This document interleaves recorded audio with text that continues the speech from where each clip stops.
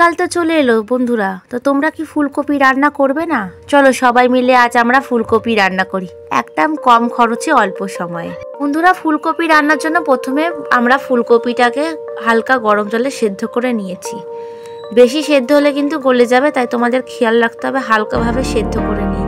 অনেকে সেদ্ধ না করে রান্না করে, কিন্তু তাতে গ্যাস্ট্রিকের সমস্যা হওয়ার বেশি সম্ভাবনা আছে, তাই আমরা সেদ্ধ করে নিই। তো চলুন ফুলকপি রান্নার জন্য কি কি মশলা লাগবে দেখে নিই। প্রথমে লাগছে কাঁচা বাদাম, সাদা গোটা জিরে, কাঁচা লঙ্কা, কুচানো আদা, গোটা গরম মশলা ও পোস্ত। এগুলোকে আমরা ভালো করে বেটে নেব। আমি একটু আলু কুটেও নিয়েছি। তো প্রথমে মশলাগুলোকে একসাথে বেটে নেব। গোটা গরম মশলাটা বাদ দিয়ে বাটবো, ওটা আলাদাভাবে বাটা হবে। তো মশলাগুলোকে ভালো করে মিক্সিতে আমি পিষে নিয়েছি। পর কড়াইতে তেল দেব, তারপর হালকাভাবে ফুলকপি ও আলুগুলোকে ভেজে নেব। ভাজতে ভাজতে বন্ধুরা তোমাদের সাথে একটু গল্প করে নিই। আমার ভিডিও তোমাদের কেমন লাগে আর কোথা থেকে আমার ভিডিও দেখছো, তো তোমরা প্লিজ জায়গার নামটা একটু কমেন্ট বক্সে মেনশন করে দাও।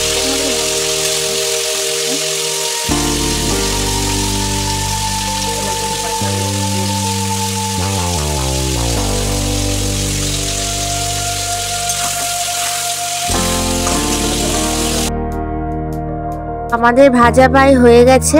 এরপরে আমরা ওই তেলের মধ্যেই তেজপাতা ও সাদা জিরে ফোড়ন দেব।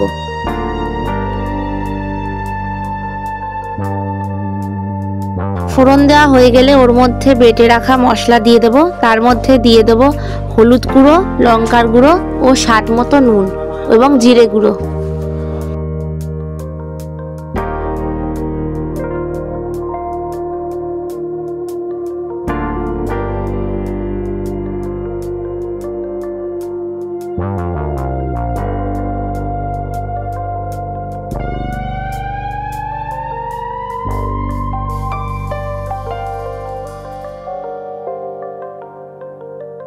মশলাটা কিছুক্ষণ নেড়েচেড়ে নেওয়ার পরে ওর মধ্যে আমরা দিয়ে দেবো টক দই। তোমরা ভালো করে মশলাটা ভালো করে কষাবে। মশলাটা যত ভালো করে কষাবে তত তাড়াতাড়ি ভালো রান্নাটা হবে। তো আমরা দিয়ে দিয়েছি টক দই, তার মধ্যে দিয়ে দেবো সামান্য পরিমাণে চিনি। চিনি দিলে রান্নার আলাদাই টেস্ট বাড়ে।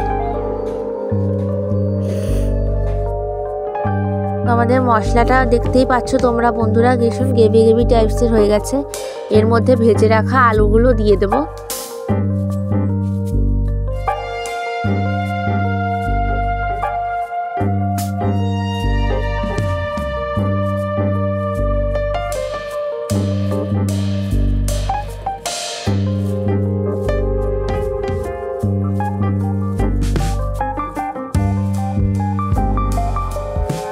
দেওয়ার পরে কিছুক্ষণ ফোটানো হয়ে গেলে এর মধ্যে ভেজে রাখা ফুলকপিগুলো দিয়ে দেবো এবং নামানোর আগে গরম মশলা ঘি দিয়ে নামিয়ে দেবো।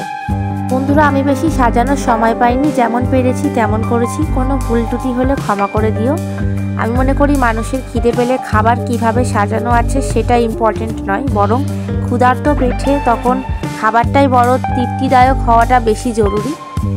তো আমার কোনো ভুল হলে তোমরা প্লিজ কিছু মনে করো না, অ্যাডজাস্ট করে নিও। আর যারা আমার চ্যানেলে নতুন তারা প্লিজ চ্যানেলটাকে সাবস্ক্রাইব করে বেল আইকনে ক্লিক করে দিও। দেখা হবে নতুন কোনো ভিডিও নিয়ে। এতক্ষণ ভিডিওটা দেখার জন্য অসংখ্য ধন্যবাদ।